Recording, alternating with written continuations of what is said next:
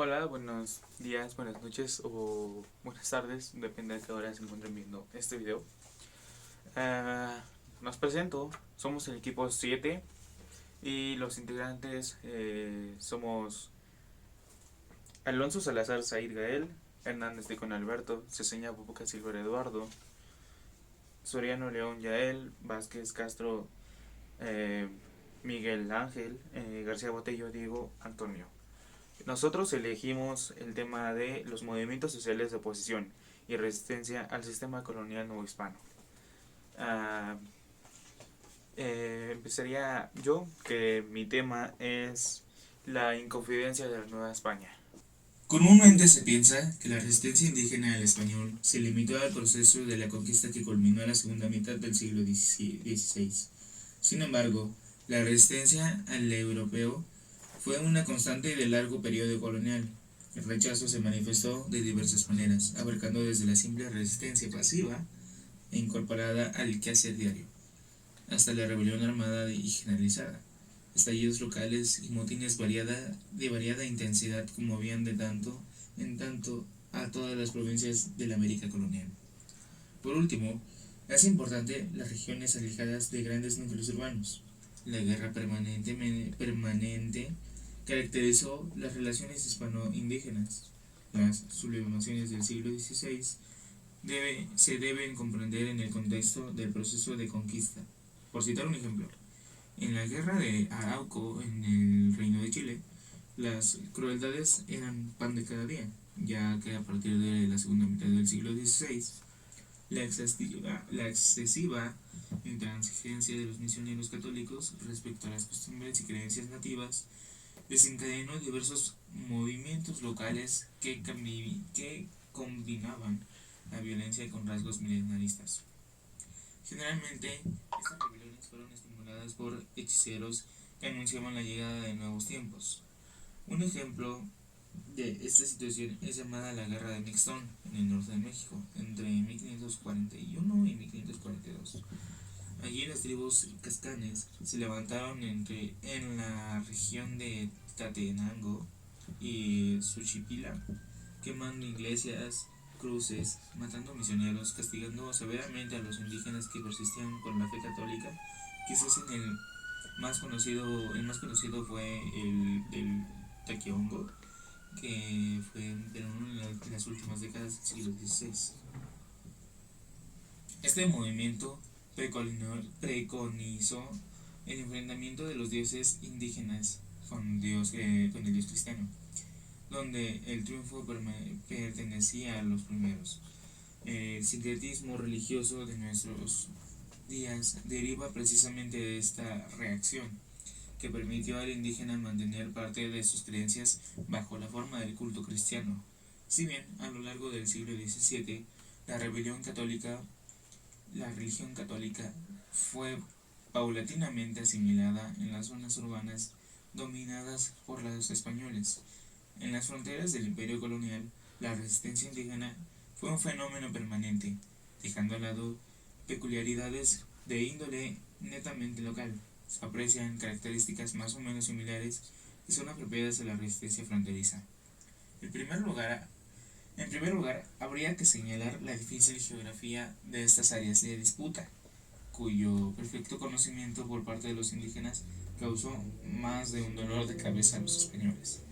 Por otra parte, la apropiación y asimilación de los elementos materiales desconocidos por los indígenas les permitió enfrentar con mayor eficacia al invasor. Uno de estos ejemplos más ilustrativos fue el uso de los nativos que dirigieron al caballo, que les otorgó una mayor movilidad, rapidez y sorpresa en la guerra, y también fue incorporado al mundo ritual y a su dieta alimenticia. Las tácticas militares empleadas por los naturales se fueron modificando, adaptándose a una guerra de emboscadas o guerrillas, que evitaba la batalla o campo abierto contra los huestes hispanos. Estas características sin duda nos ayudan a entender mejor la larga duración de la resistencia que opusieron mapuches, chichimecas, chirihuanos, guaraníes, mayas, apaches navajos, entre muchos otros. Además de las guerras fronterizas, en los siglos XVII y XVIII se registraron numerosas rebeliones indígenas al interior de las unidades administrativas y coloniales. Las rebeliones indígenas del periodo colonial se producen por diversas motivaciones que se producen englobar en la oposición del sistema económico y social que había quebrado en las antiguas estructuras nativas. La resistencia germina cuando el aborigen decía rechazar dichas imposiciones por las Fuerzas Armadas. El pesado servicio personal, la mita, la encomienda, instituciones laborales donde el indígena recibía escasos beneficios tras grandes esfuerzos, provocaron insatisfacciones. Si a ellas le sumamos el trauma de la conquista y la aparición de líderes que ensalzaban el milenarismo, podemos entender el estallido de numerosos motines de carácter local y de grandes rebeliones de mayor alcance, sobre todo en el siglo XVIII. El glamour de la indígena se dirigió contra la figura del corregidor. Además, muchos corregidores actuaban despóticamente en la jurisdicción, tolerando abusos y disponiendo de mano de obra indígena.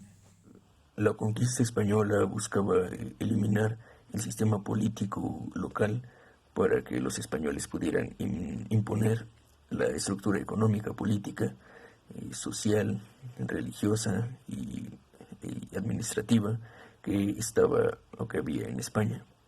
Recurrieron al poder militar y una vez logrado esto y disolver a las sociedades prehispánicas,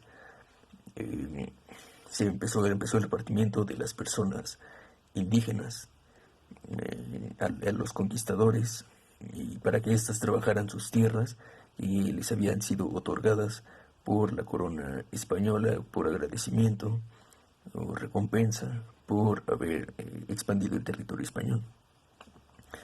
Durante toda su travesía e intentos de conquista, se enfrentaron con muchos pueblos que no querían ser conquistados.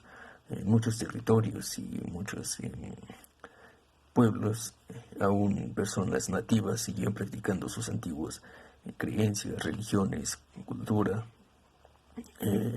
desafiando a la autoridad que en ese entonces estaba imponiendo la religión. También durante desde el inicio de la conquista hacia México, Tenochtitlan, muchos pueblos indígenas se unieron al conquistador español, ya que había muchas rivalidades, muchos pueblos que tenían rivalidad con la Triple Alianza. Entonces buscaron esta oportunidad como una posibilidad para alcanzar sus objetivos de conquista. También un hecho importante fue que la conocida Gran Chichimeca, que ocupaba o abarcaba el norte de México, el territorio del norte de México, del actual México, fue un gran obstáculo para los españoles. Estos indígenas estaban adaptados a los climas áridos o desérticos, y pues en sí necesitó el ejército español mucho poder militar y colonización. Estos pueblos eran sociedades nómadas o tribus nómadas, y nunca antes habían visto un tipo de dominio así, ya que ellos no gozaban de muchos lujos o de muchas características como para ser dominados. Entonces no eran buscados para ser conquistados. Ellos, al ver esto, pues no quieren ser conquistados ni explotados en minerías o trabajar para los españoles. Entonces fueron considerados como indios salvajes, y también o al ser un obstáculo muy grande para los españoles, decidieron exterminarlos. Bueno, a mí me tocó el tema de el negro Yanga. Este hecho sucedió en el siglo XVI, cuando España estaba en su esplendor en todos los aspectos. Y ya que era pues una potencia, eh, había muchísima cosas por hacer, ¿no? Estaban en la Nueva España, había recursos, pero no había muchísima mano de obra para satisfacer todos estos recursos, ¿no? Entonces es aquí donde el virrey recurre al esclavismo de negros. Y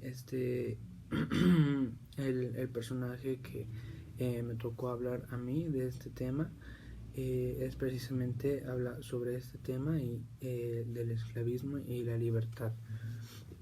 Ok, nos citamos en este siglo y España acepta el esclavismo, por lo tanto compra esclavos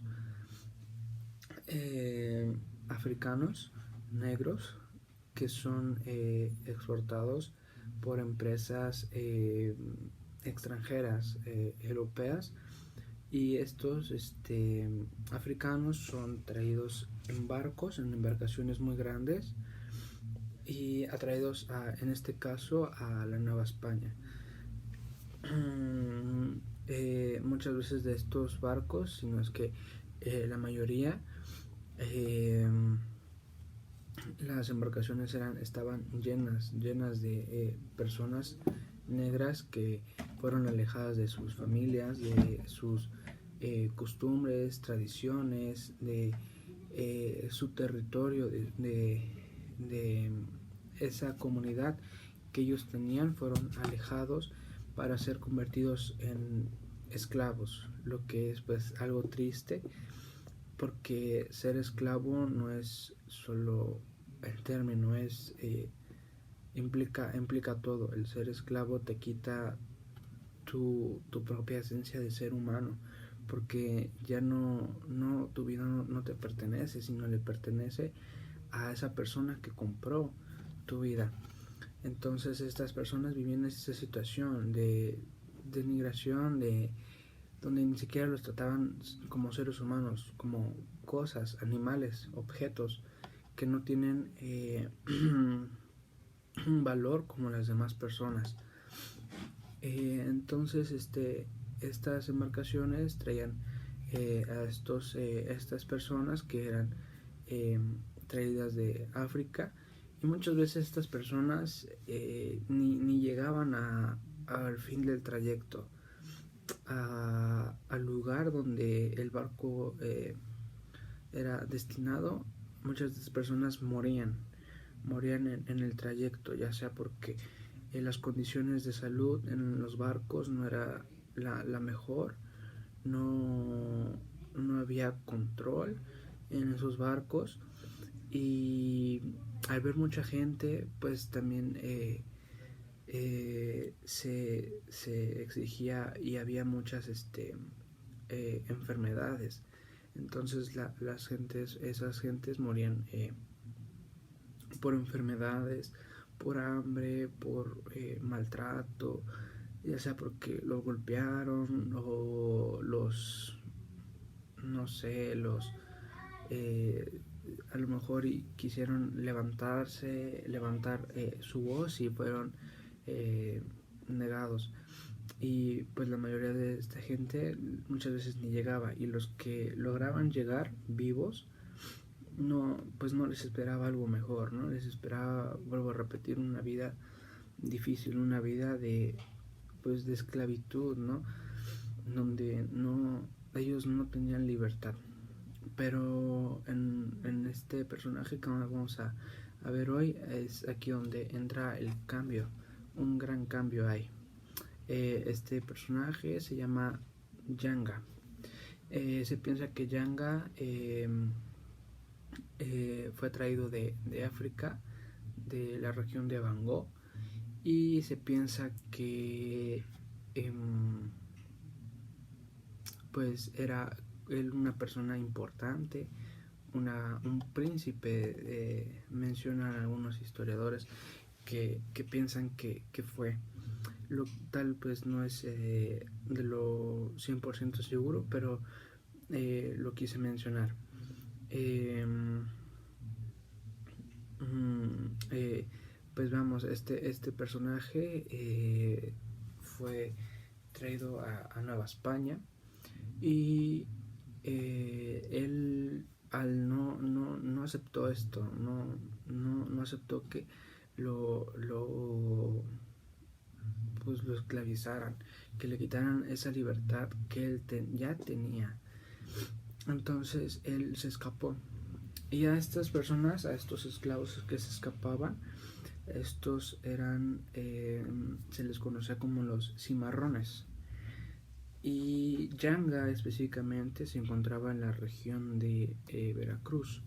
Entonces estos personas, los cimarrones, estaban en las montañas de Veracruz, en la sierra de Veracruz, y ahí estaban, ¿no? Ahí vivían, y estas personas sobrevivían pues asaltando las caravanas que iban del puerto de Veracruz a la Ciudad de México y de la Ciudad de México a Veracruz, y también asaltaban ahí las haciendas que estaban en esa zona, lo que pues a la gente pues era alarmante, ¿no? Ya que había pues problemas de racismo en esa época, y pues no era como muy bien visto que una persona de color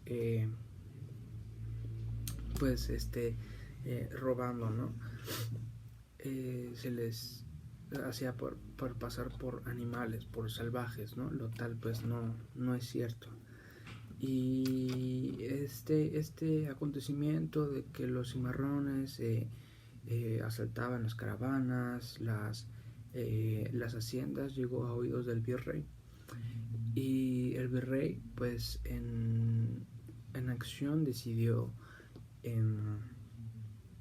matar a ciertos esclavos negros en plazas públicas, para que los negros vieran que si ellos hacen lo que los cimarrones estaban haciendo, les iba a pasar eso, los iban a matar. Entonces pues el virrey, confiado, pensó que al hacer